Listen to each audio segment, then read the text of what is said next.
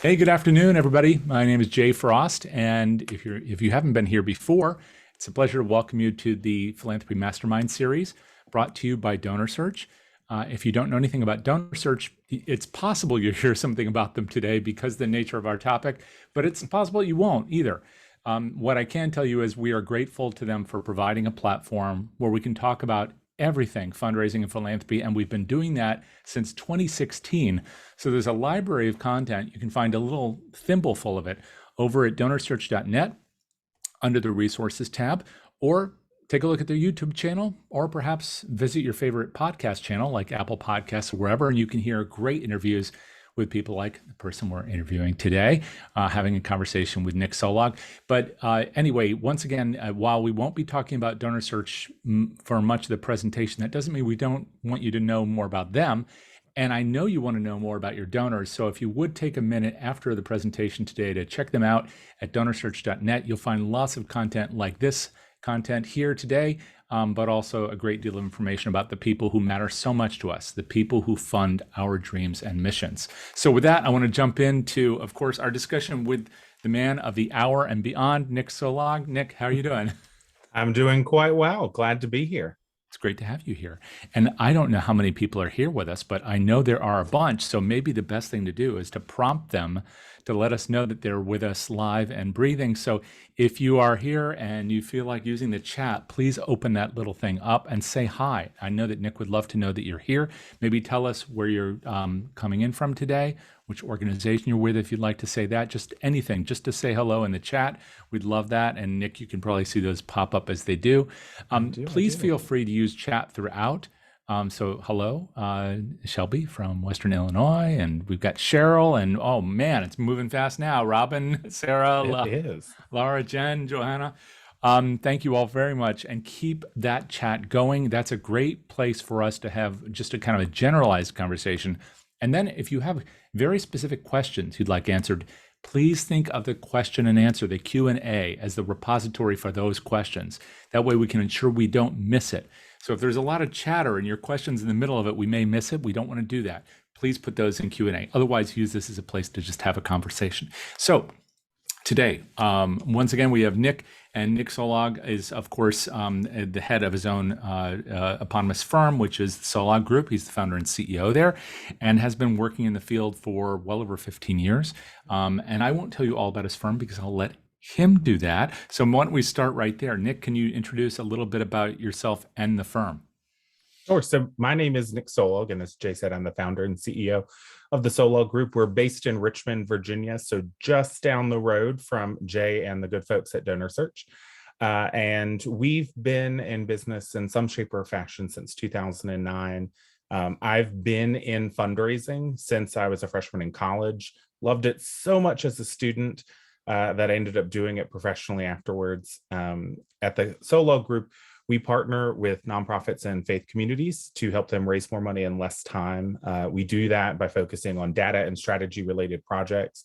So think annual giving, capital campaigns, prospect development, where I got my start out of college, and database administration, which is what we're here to talk about today. One of all four, kind of my all four time things to talk about, which is good because that's what I do for a living, but I'm excited to be here. Yes, it's a big topic, and it's one that actually it seems like it is almost literally sweeping dust under the rug because it's so central to everything we do, and yet we all just kind of walk away from it as quickly as possible most of the time. But you, as a part of the practice and as a part of the things you talk about, just more generally, you have made sure that people stop looking away from the scary things. Yeah, I'm running straight to it. I'm pulling it out from underneath the carpet and talking about it because, as you said, Jay, it for us, we truly do believe that it's central to everything that we do in fundraising, whether that's annual giving, capital campaigns, stewardship, moves management. It all comes back to data, and it is not an area in our experience that a lot of nonprofits put a lot of time or resources to. And none of it is, in our opinion, a ton of rocket science. Outside of coding and HTML and all that fun stuff, That is a Right. little bit more complicated, but sort of the nuts and bolts of database administration really are just, it comes down to simple things like policies and procedures. Right. And by the way, if you're scared of one of the two parts of that conversation, the equation, either the technical or the part that's about policy, I hope you'll stick with this because those things really do matter together, right? I mean, you can't divorce the one from the other. Right. And I know that's going to sound maybe like not the most exciting place to start, but would you mind talking about that? Because it does seem like it's almost bifurcated, that people say, oh, well, it's a technical issue. Let's just keep it over there. Or that's a policy matter. Let's leave it to these people. But that's not true, is it? Or am I wrong? No, I mean, I would say they really are interconnected because, your policies and procedures are going to drive everything that you do and how you use the technology that you use. But at the same time, the technology that you use will influence your policies and procedures. So, if you've got a CRM or some type of data product that you're using at your organization that does work with APIs, on the back end, that's going to be a lot of interconnectedness. And so there's not as much need for manual hand touching, finessing, hand entry, but if you don't have that, you're going to have to know how to get data from one location, one CRM database, to another to do the work that you need to do. And in order Right. to do it consistently, you need to have policies and procedures because, as I think a lot of folks know, the average tenure in the nonprofit world is about 18 months. It may now even be shorter than that, Right. given the great big resignation that a lot of folks are talking about. And so when you don't have policies and procedures, the person that comes after you doesn't know how things were done. And, if they do something differently than the way that it was done, it's not necessarily a bad thing, but it can, in a lot of cases, lead to problems doing comparative year-over-year analysis. I almost wish we had set that up as a poll just to see how many people have inherited the disaster, or at least a bit of a mess that they might be facing. If you have something like that, not necessarily in the form of a question, but some kind of comment about that you went into an organization, you found a lot of stuff under the rug, that would probably be an interesting thing for us to know. There are also places that don't have a database. I still run into that, or they're working in Access or Excel, and then they're trying to migrate, and that has its own issues. I don't know if that's something that you also feel we should talk about now or later in the conversation. Yeah, no, definitely happy to chat about it now. I mean, I think because so many organizations are being created day in and day out, you've got folks who don't know. They come into it and say, I want to start a nonprofit because I want to meet X need, or I want to do this. And not in every case, but in a lot of cases, in our opinion, I will put that in there, that, there hasn't been a ton of research done in advance of, is this truly a need in that community? Is this truly a need that's not being met elsewhere? Is it not something that could be? And so we jump into creating an organization. And a lot of times it's because, there's a passion for whatever that issue is. But they don't have the background in the nonprofit sector. They've never been an executive director. They've never worked for a nonprofit. They've never done true fundraising.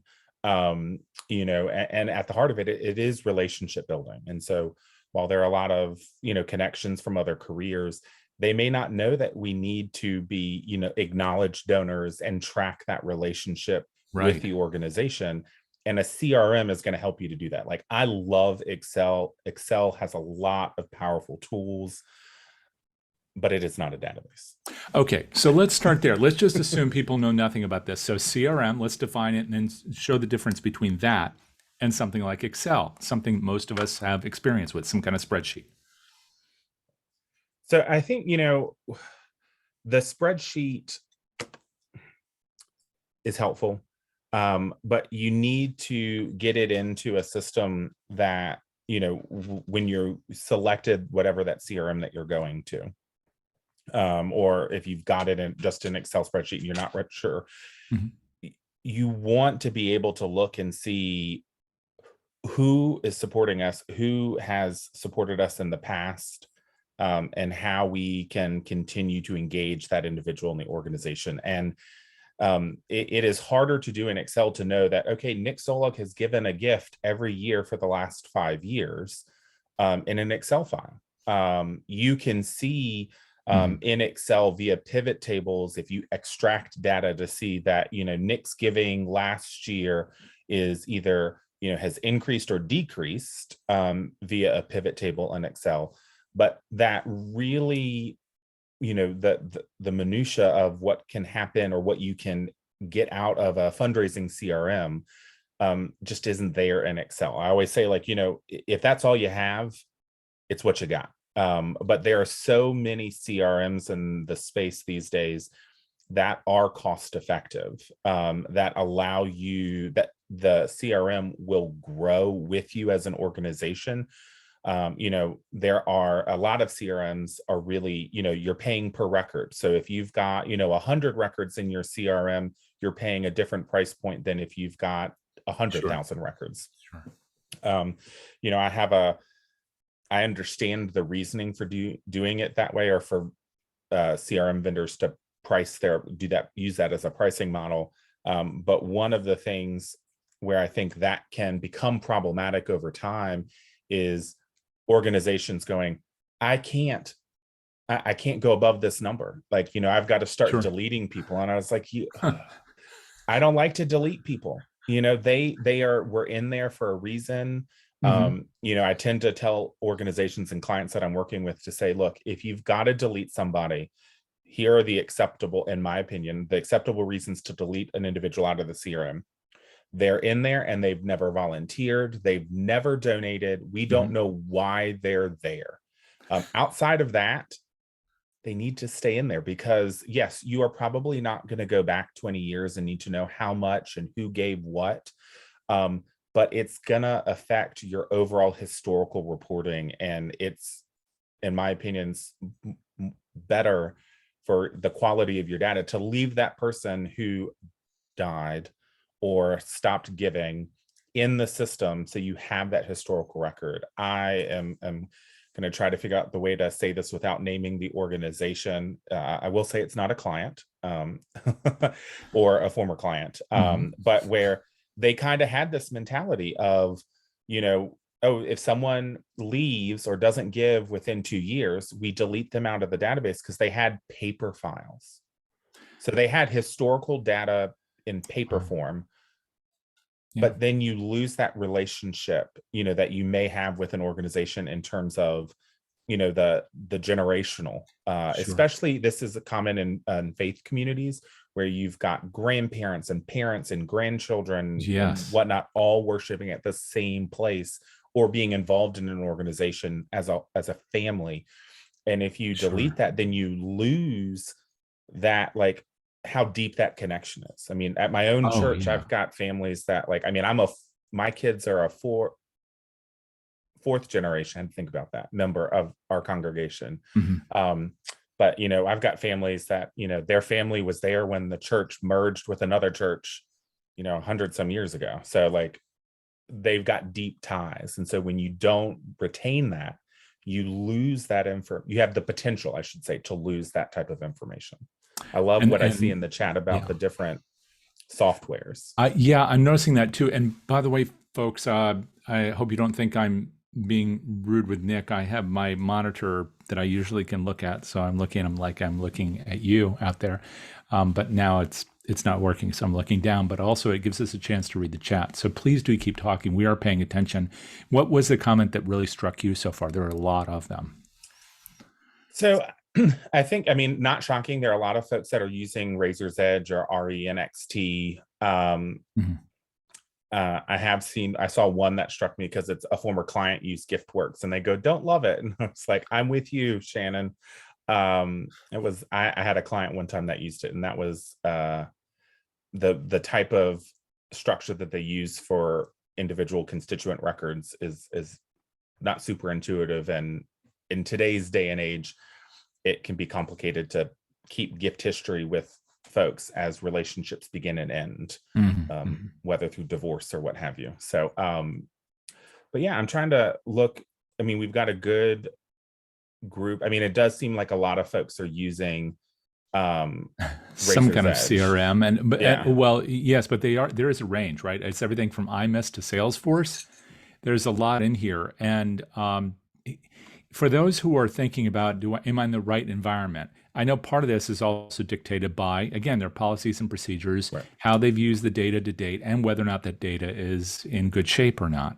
So, would it be fair to say that if you have some kind of database, what would you recommend? Getting that data clean before you even contemplate potentially moving to something that you think might serve you better, or using a moment of departure or in order to clean data? When do you like to get things clean? Today or as part of the process?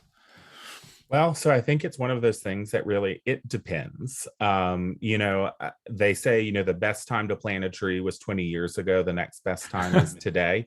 I feel the same way about data, making sure your data is clean. A lot of times organizations think that by moving from one CRM to another CRM, that it's going to solve their problems. Their messy data, their, whatever the issue is going to be fixed just by moving. And that's not the case. I mean, it's one of the reasons I, titled it this way is, messy data in is messy data out. So, when I am approached by an organization who wants to do a database migration, one of the things I do first is to have some really deep and hard conversations around, what are your issues with your current CRM? How do you feel about the quality of your data? Like, are you able to get things out? Are you able to, report on things? Are you able to easily, is it intuitive? What is that reason for wanting to leave? And depending on those answers, sometimes, and I had it recently with a client where it didn't make sense to leave. It made sense to clean up the data. The CRM that they were on is going to meet the needs of the organization currently and in the near future, because migrations are never painless. Right. CRM vendors will, in the sales process, we're going to make it as painless as possible. And sometimes that happens, but there's always some type of pain. And then you've also got to think about, we've got to get our staff on board using this new CRM. And that is not always, easier or easy to do. And so I like to think sort of holistically, but ideally you're cleaning the data before you go to the migration, because you want to have that data going in and going to the right field, going to the right location, so that when you pull up relationships, you're able to see that Nick is related to Jamie and they have 3 kids, Charlie, James, and George, and all are donors, what have you. But you've got to, sometimes the CRM is, and this typically in my experience has been with older CRMs that are not being updated. They're most likely being phased out. Some have, some are still hanging on. It's one of those, like, I'm waiting for that email that this is no longer going to be there. But that it may make sense, like, what, getting it cleaned up in that system is not. But if we know that we want to move this data over here, and you can then clean it up, whether through its, and I have a lot of experience with RE, so I'm going to use some of that terminology, knowing that it's not Razor's Edge, 100%. But, where you can, through mass updates or, global changes or export and cleaning it up and then re-importing it. Sometimes, and I had that happen with a client not too long ago, where the migration was taking so long that we were like, what, we're just going to send it. We got to get it in there. And then we are going to clean it up once it's there, because we know where it will end up and we know how we want to clean it up or start using it in the new system. And so sometimes that call has been made. And so there's a lot more cleanup on the back end. I've never had a migration that didn't involve some type of cleanup on the back end once you're done. Right. I once had a wise colleague who said, if you are running a migration for an organization, you need to make sure towards the end that you have prepared your resume, because there are going to be people who want you gone, and or you may be done. And I think some of it was a little tongue in cheek, or at least that's how I tried to take it. But having been through several migration projects over the years, I'm like, there's some validity to that statement, especially if the migration doesn't go as planned. And unfortunately, I've seen an uptick in that. And so I think it's even more reason why to be very intentional upfront about why you want to migrate or need to migrate, and doing the hard work up front to identify what is the right CRM for our organization. I have some personal, I love them. I think they're amazing, but there's no one CRM that every organization should be on. Because if there were, we'd all be on it. Right. And it would be amazing. But, and so just because I have some particular ones that I love, I'm a huge fan of, doesn't mean that other ones aren't good CRMs, and so I say, and you have to think of, where are we as an organization now, and where are we going to be in 5 or 10 years? I hate that question in an interview, like, where do you see yourself in 5 years? I don't know. But when it comes to a CRM, because migrations are so complex, you want to be thinking about that. Are you planning to, are you hoping, and is it reasonable or feasible for you to scale from 100 donors to 100,000 donors in 5 or 10 years? Most organizations, probably not. But, if you're doing that, then you want to make sure you're selecting a CRM that's going to be able to handle 100,000 constituents and meet your reporting needs. If you are doing complex segmentation for your annual giving or your capital campaign, then you want to have a system that's going to allow you to do some of that. And there are CRMs out there that are great that just aren't really made for that complexity. They're, last gift, all-time giving, simple segmentation. And a lot of organizations, especially starting out in fundraising, that type of segmentation is really good. But when you have gotten to that sort of more established, spot in your fundraising efforts, you need to be a little more complex, and because that's going to help you to truly personalize your solicitations, build those relationships. And because I really do think it's, fundraising, yes, it's relationship. Yes, we need personalization, but, we need to be smart about it, because we don't have the ability. I mean, we all know that face-to-face, one-on-one solicitation is the most effective. But if you've got 100,000 constituents, you most likely can't afford to have the staff to be able to do that. And, does it make sense to go solicit someone face-to-face for a $25 gift? Yeah, probably not. There's so much to unpack and all of that, and we don't do enough sessions in this series on that issue about selection of software. And that's not because there are a lot of partners of the sponsor of this program. It's because it is so difficult. And like you're saying, it's very unique to many organizations. That's why there are so many software packages. They're trying to meet needs that are not addressed by somebody else's package.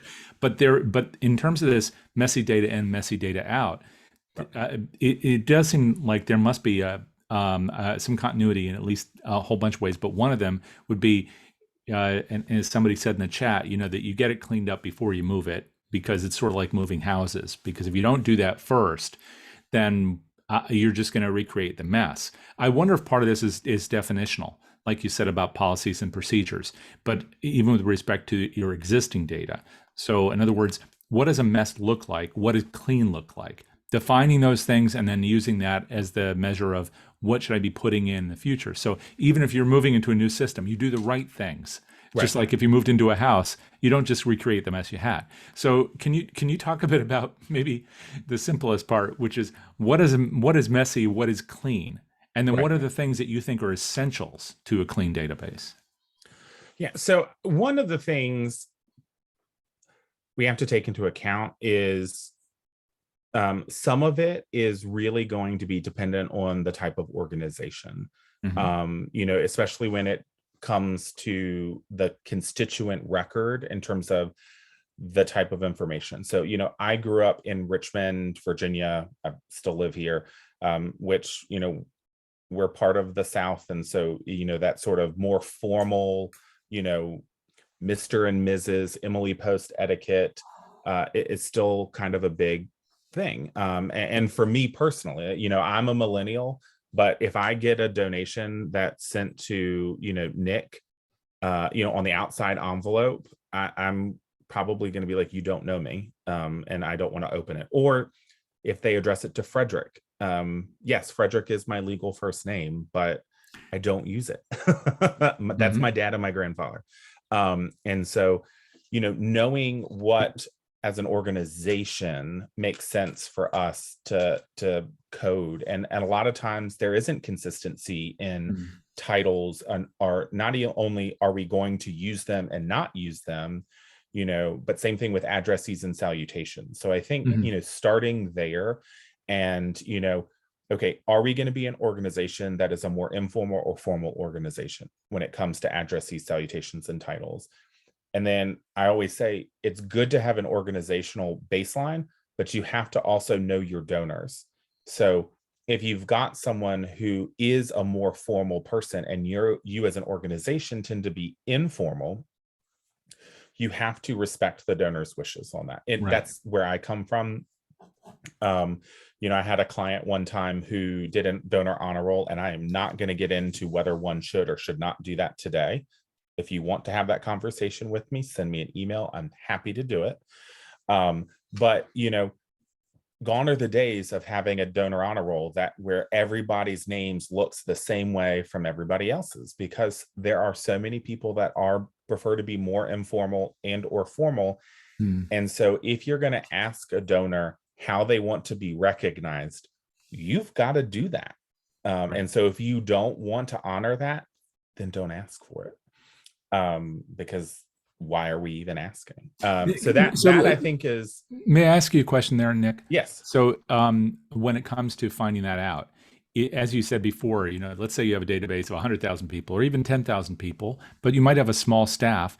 You may not have all those interactions to confirm. How do you like to be addressed? So do you believe in using some kind of in surveys? Do you believe in using vendors, some combination of the two? How do you do the kind of cleanup that would allow you to not only have the data, the addresses be correct, but also would be personalized appropriately? So I think it's a multi-pronged approach. I'm a big believer in surveys, but I also recognize that the people who are going to respond to surveys are already probably more likely to be in touch or close to your organization. So you most likely know that information, but I still like to use those. Another way is on your remittance slips. Sure. I am not a fan. I got one right here today from an organization where it's an envelope that's blank and I have to fill in all of that information. Sure. I'm not a fan of those because people are not super likely to fill that information in. But I have found that people are more likely to fill in the blanks or update incorrect information. So I'm a big believer of using a remittance slip that has pre-printed, here's how we have your name listed, here's your phone number, here's your email address, here's your mailing address. And I do think it's okay to ask on those remittance envelopes, how do you want to, so for example, I'm not going to name this organization, but this one where it's asking for the name spot says, please print your name as you wish it to appear in donor listings. I think that's perfectly fine, because then however the donor puts it in there, you do run the risk if you do that constantly, that one year I'm going to say Jamie and Nick Solog because I'm feeling that I'm going to follow Emily Post etiquette in terms of informal salutations or addressees. And next year I might put Nick and Jamie, and then you're going back and forth. So I will say, as someone who does a lot of data entry over the years, if I see it's in the database as Jamie and Nick, and then one year they put Nick and Jamie, I leave it alone. because it's kind of the Right. same thing. Right. But if it's Mr. and Mrs. F. Nicholas Solog III, as you know, in the system, and then they write in Jamie and Nick Solog, I'll update that to Jamie and Nick, because they are showing me that they want to be more recognized in a more informal way. Okay. And then the other option I did see in here is asking for preferred pronouns. Oh, I yes. think that is especially important in this day and age. I also think being careful in our databases where you are able to track relationships, whether it's, you know, parent child, and using language that's more inclusive. And I will say I may not always get it right, so please feel free to let me know if I get it wrong. But I tend to recommend like parent child, you know, versus and spouse slash partner versus you know, husband wife or father, you know, son, because you know we need to be more inclusive. And so when you use things that are not gender specific in terms of relationship, but still identify that relationship, you know, that can be helpful. And so I tend to do things like that. And Nick, I do want to ask you this. It sounds like we're going afar, but I know that APRA recently, and APRA is an association of researchers and advancement professionals. If you're not aware of it, do check it out. But I know APRA has had a discussion recently, as have the other associations in fundraising, about attribution of data such as ethnicity. The reasoning in the past of not doing things like that might have been that the data could be wrong or it's inappropriate to house that data. Today, the discussion revolves around allowing people, much as you're saying with personal pronouns, the opportunity to say, this is who I am, this is, you know, so we can recognize and honor that. I believe that that's a kind of a summary of it. How, as you think about this whole issue about, it's not so much messy data in this case, but the absence of data, are you advising clients on whether or not to incorporate that kind of information, to ask for it in a survey perhaps, or note it in some other way? And it's kind of a complicated issue, isn't it? Not only because of our time, but where we're going to be in the future, not just where we are at the present. You know, again, I think it's, you know, I think one of the things I've noticed is a lot more organizations are moving away from using titles. You know, for a myriad of reasons. It's less to keep up with. You are, you know, dealing with the individual via their name, you know, and I can see that, and it makes sense. I personally, I think because of my upbringing, I still have this attachment to titles because I want to know, because in my mind, and I'm not saying it's right, you know, I like to know, you know, does this person want to be Mr. or Ms. or Mrs. or not? And I think it's part of someone's identity. It's not their whole identity. But again, I just saw, it looks like Christy was saying, you know your audience, whether asking for preferred pronouns is necessary. I think there's a little bit of that, of knowing that. I do think, you know, and I had a situation is not the right word,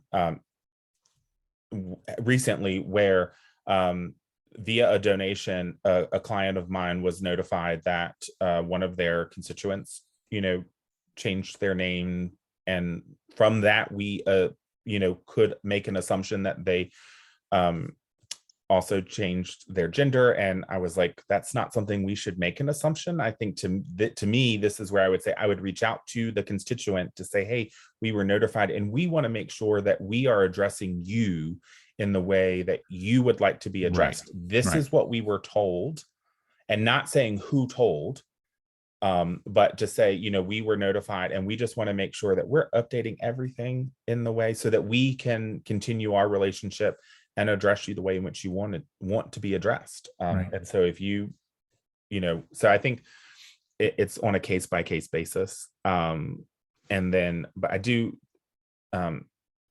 but yeah, so I think it really is a case-by-case. But I do think those things are at the crux. A lot of data, quote unquote, messy data, it's really more inconsistencies, lack of data, as well as, you know, and it comes back to that inconsistencies. And it's not just with, constituent like name, addressee, title, that type of thing. But another big one is gift coding. And so, most CRMs, allow you to run reports on date ranges. So we don't need to have a fund for every specific year. It's the annual fund. That's the money in which the fund lives. You run the date range from here to here to see how much you raised for the annual fund in this specific time period. Right. You don't need to create a new annual fund 2022. Now, you did say a lot of that had to do with information we can derive with things like the remittance slips or survey instruments, maybe sometimes even seeing these people in person, being able to talk to them. But you didn't mention the vendors, and I know vendors are one way that we gather a lot of information, whether it's updating addresses, NCOA, NICSI, or is what we used to call it anyway, or whether it's other kinds of information like phone numbers, reverse appends, or all the screening data. Of course, that's probably another issue. But do you have feelings about the utility of using vendors as a component of data cleanup? Is that something that you recommend? Yes. And if so, 100%. How? Okay. Well, I don't want to assume. I think it's one of those things where I, work with clients, organizations to say, you've got to know where your problems are, where your pain points as it relates to data, are. Right. What is your budget? So if you don't have budget or staffing to be able to work with a vendor like Alumni Finder, or a vendor like DonorSearch, who through a well screen can do a data append for you. If you can't afford that, don't have the staff bandwidth to handle the return on that, then using something like a remittance slip or a survey where you can do it in small pieces, it is a good way. I really, to be honest, I always, where possible, I encourage clients and organizations to do both. It's really not this is better than this way, because you've got to have both. Right. Because just because it comes from a data append doesn't mean it's 100% accurate. Right. Sometimes, and people move, and that's why, organizations, a lot of NCOA packages, I know, from Razor's Edge experience, if you have their data health, you get NCOA 4 times a year, and then you get certain other things, depending on what you purchase, deceased append, phone append, email append, once a year, and one of the things I've loved, and I'm sure other vendors do it as well, but Alumni Finder has shared with organizations, this is the sort of return on investment. You're more likely to get a return with addresses than you are with email or phone numbers. And sometimes you just have to know what those are and make the best decision that you can as an organization. If you've got a lot of messy data or incomplete data, then I definitely recommend working with some vendor to do an append to try and get a bulk of that. I had a client years and years ago that kept sending mail to every single person in the database, even the ones that were marked not the valid address. Yeah. And I was brought on to help sort of clean up the database and do some things, and I was handed I can't remember if it was 2 or 3, because it's been a few years, like paper grocery bags full of returned mail. And by the time I got halfway through the first bag, it was all repeats. So that's a lot of wasted money, because you're mailing to an address that you knew was already bad. And so knowing how to use your database and segment so that you are not sending a direct mail. I mean, we've all had hiccups where we've accidentally sent an email solicitation or a direct mail solicitation to everybody that may or may not have been marked as deceased. That I was going to ask you about that. That seems like at least in my experience, that's the most sensitive. I mean, Yeah. we've all had it in our families, not just as Yeah. fundraisers. Oh, So yeah. what is the way that you try to tackle that issue? Because we want to, like you said, we want to err on the side of making sure that we're showing love to all those who care about us without repeatedly sending mail to people who no longer live there. But then Right. there's the issue about people who may have passed, and we want Right. to respect their families.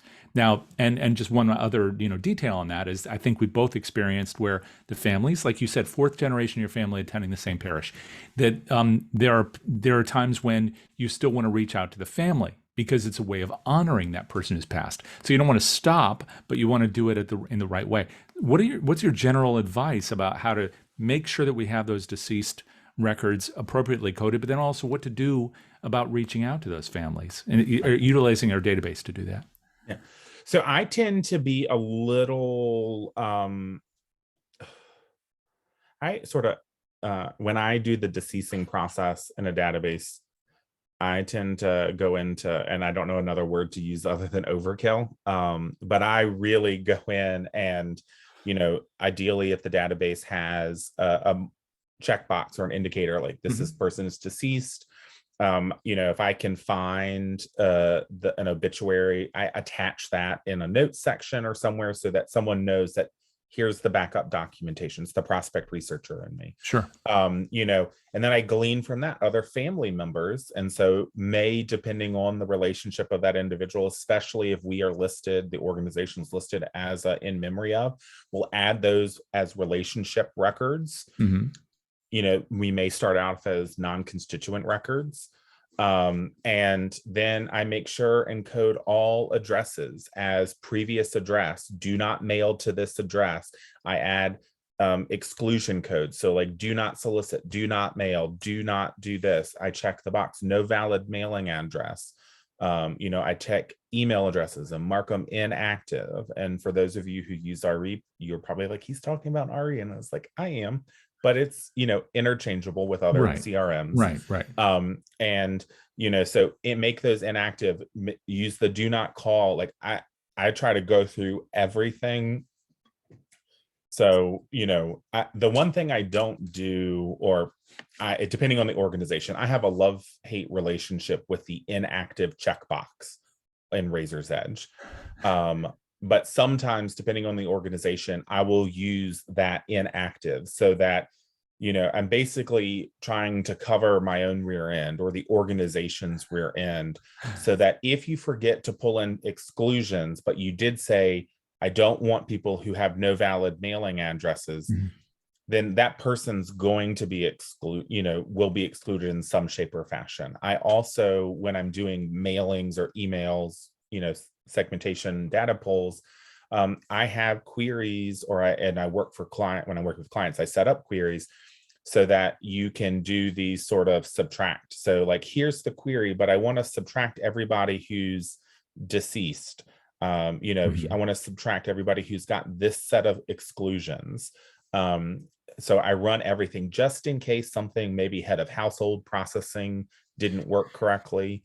I try to really make it so that cannot and should not happen. I have to ask you about something here, and I know this is really difficult to answer, but it sounds like somebody has to own this process.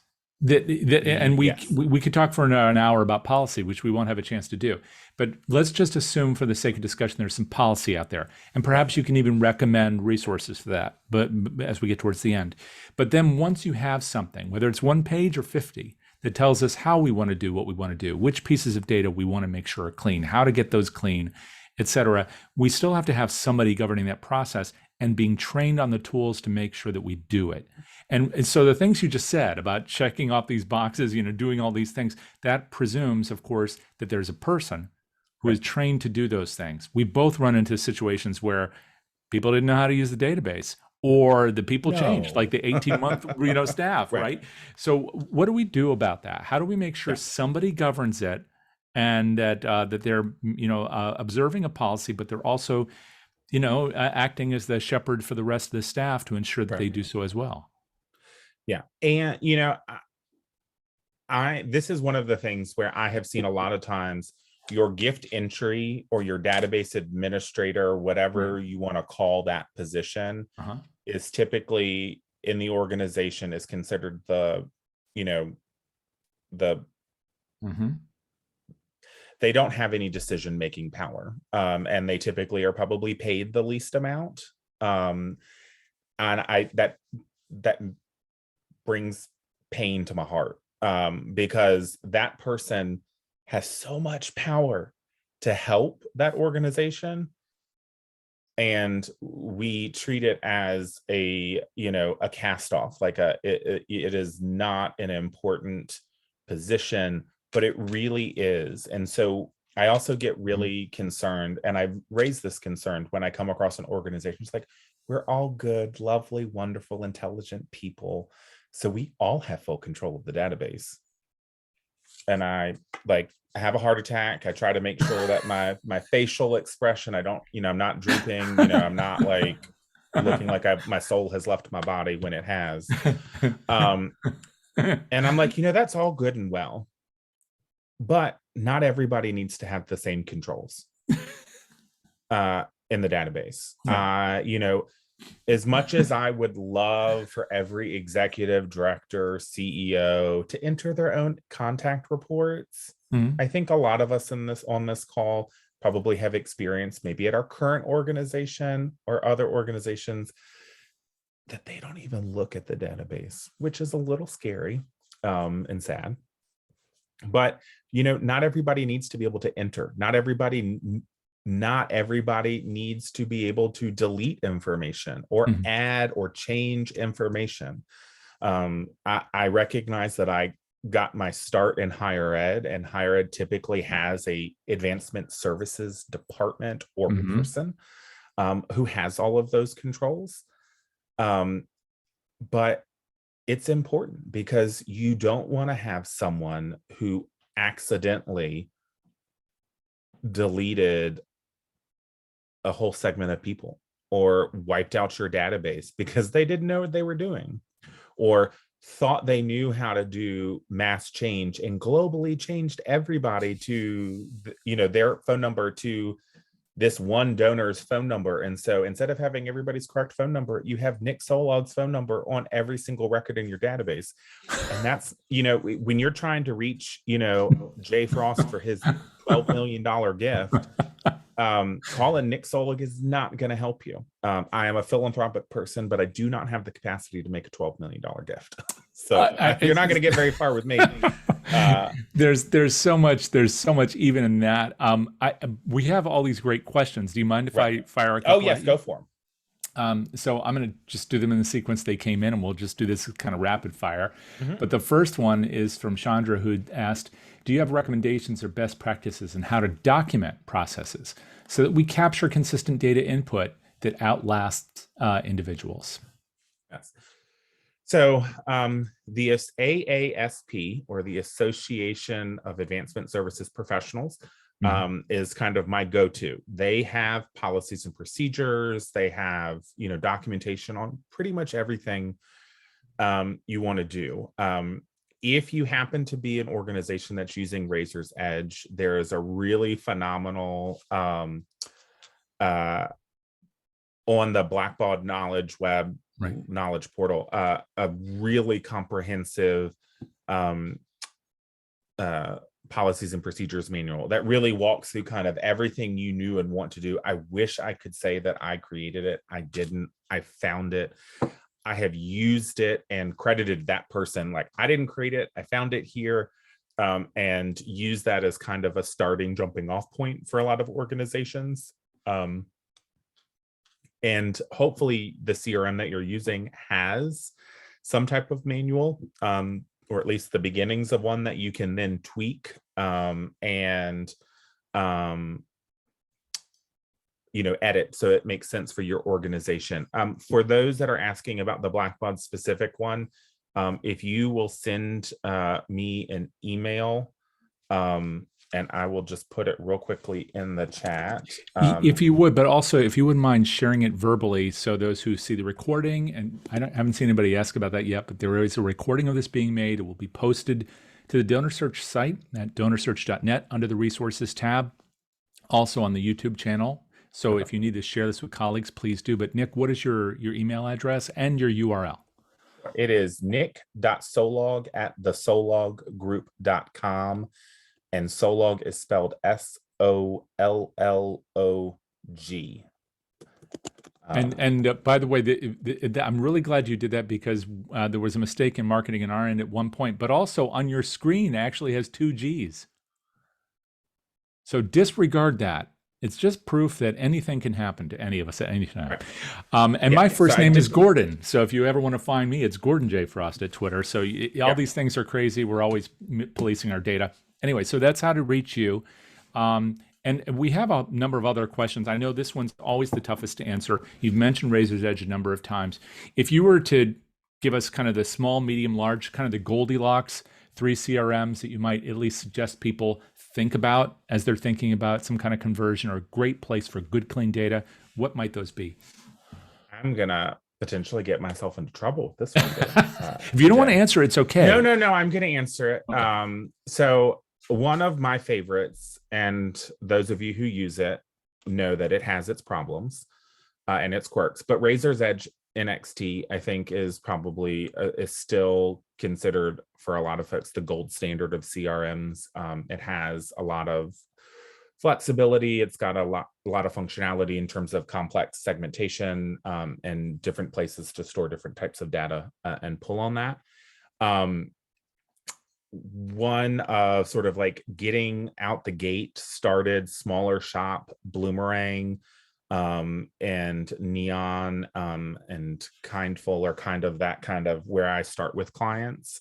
But a somewhat new and upcoming CRM that I love and have had some clients use is called Humanitru. It's based out of Richmond, Virginia. And one of the many things that I like about it or love about it is that it has a different pricing model. So instead of paying per record, like a lot of other CRMs, you are paying per active donor. So like if you've got 100,000 constituents in your system, but only 1,000 of them are like active donors, and don't quote me on this, but I want to say it's like someone who's given within the last 24 to 36 months.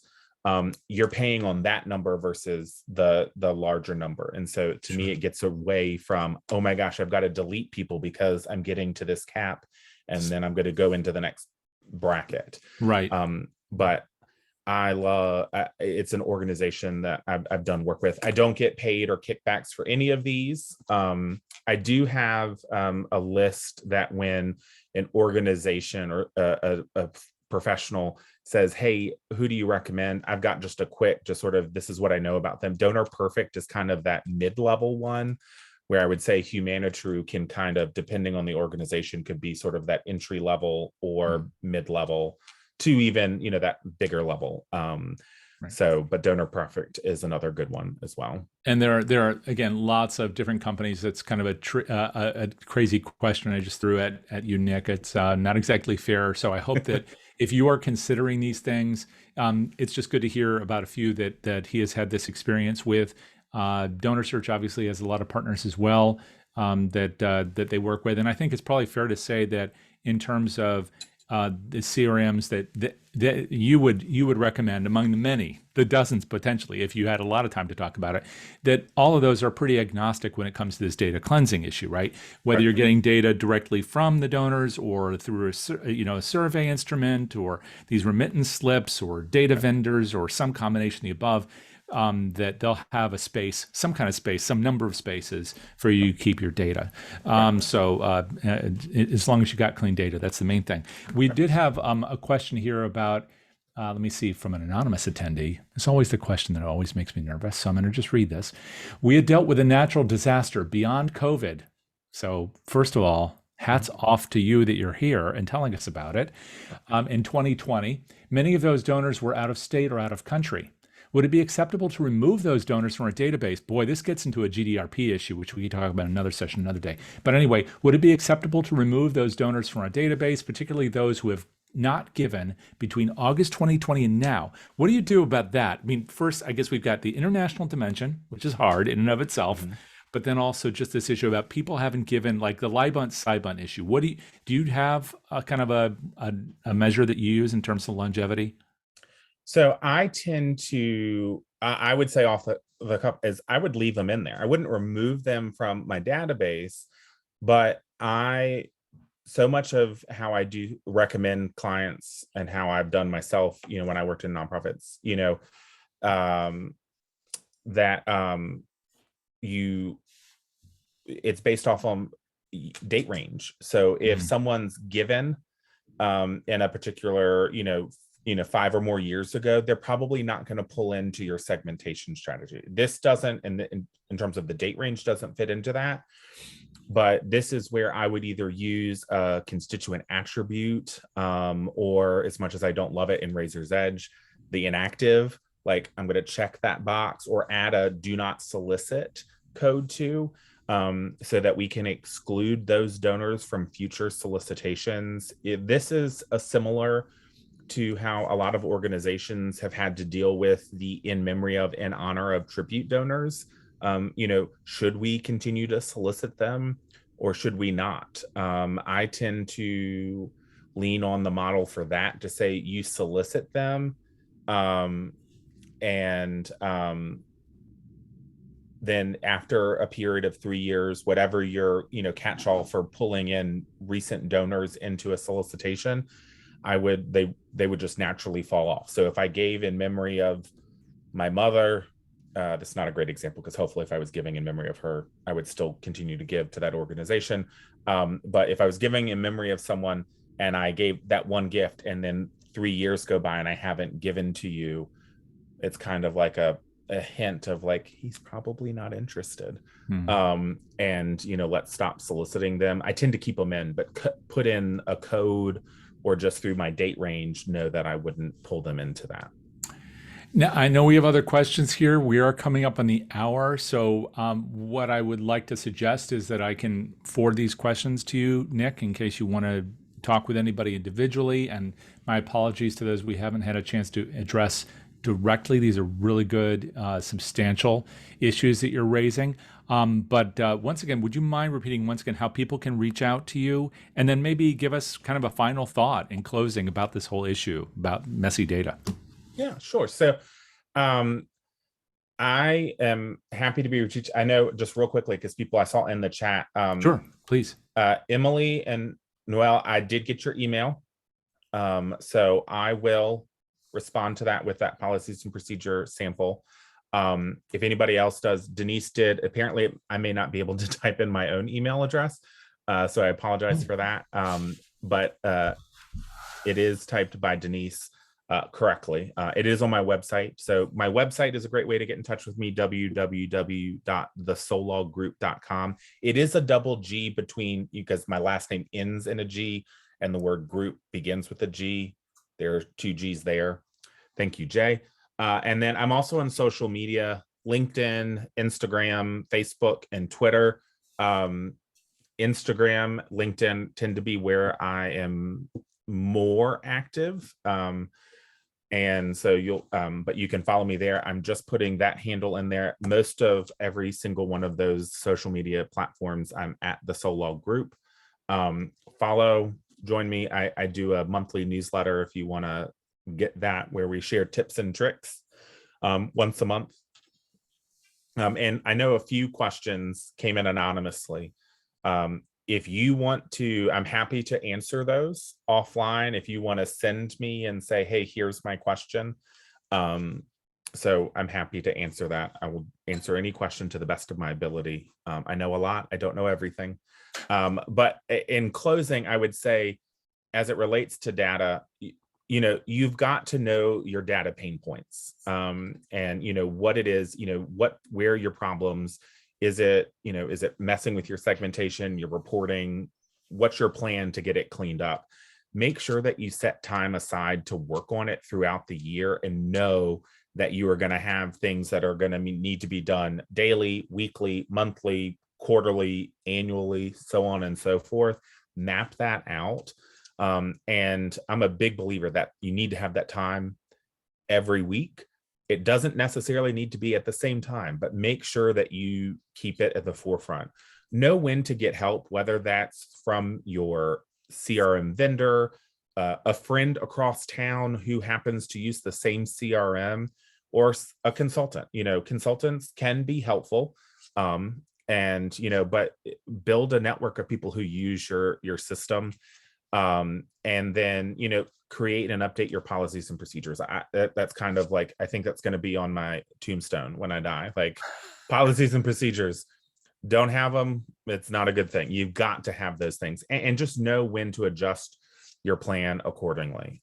You've got to know that it's a living, breathing document. It's not something that should be printed and sat on a bookshelf. It will evolve as your fundraising evolves, as your organization evolves, and as we as society. I mean, if you had to ask my grandparents when they got married, that we would be having conversations about asking people about their preferred pronouns, or using titles or not using titles, I think my grandmother would have thought, what do you mean you're not addressing me as Mrs. George H. Roberts? To address her by her first name, if you were not family, was socially unacceptable, according to my grandmother. And a lot of us, I think, can agree that today we have our own names, and that we want to use those. And names are important. So I think, knowing that it's a living, breathing document, but someone does need to own that procedure, that policy, and make sure it's enforced and followed. Thank you so much for all this, Nick. Really do appreciate it. And glad to do it. Thanks for having me. Of course. And I encourage everybody to go ahead and grab the recording link. You'll see that coming to you via email, and share that with colleagues who are going through these discussions with you, because it's this, if you're talking about policies and procedures as a part of this, or getting people to conform to those, or empowering that person in the office who handles your data for you, all these issues we've addressed, then you probably want them also thinking about these things in the same ways. So I hope you'll refer them to this, and perhaps refer them on to Nick at the Sollog group. Hopefully you'll find a good friend in him, as I have, and most of us have in the field who know him. If you want to see him in real life, I know he'll be probably a bunch of places, but among those is the Virginia Fundraising Institute, the annual meeting, and he'll be there. So do take a look for that. That's in July. And if you want to know more about this series in general, including the session we have coming up next week in the Philanthropy Mastermind series, all you need to do is either get on that list over at DonorSearch.net, or take a look at the resources tab, where you can see all the sessions that are coming up, as well as a number of recordings from the past. Or you can just follow me over on Twitter, which is at Gordon J. Frost, or you can find me also on LinkedIn and Facebook. But we'll look forward to seeing you hopefully next week in this series. And until then, do take care of yourselves, stay healthy. See you next time. Yeah.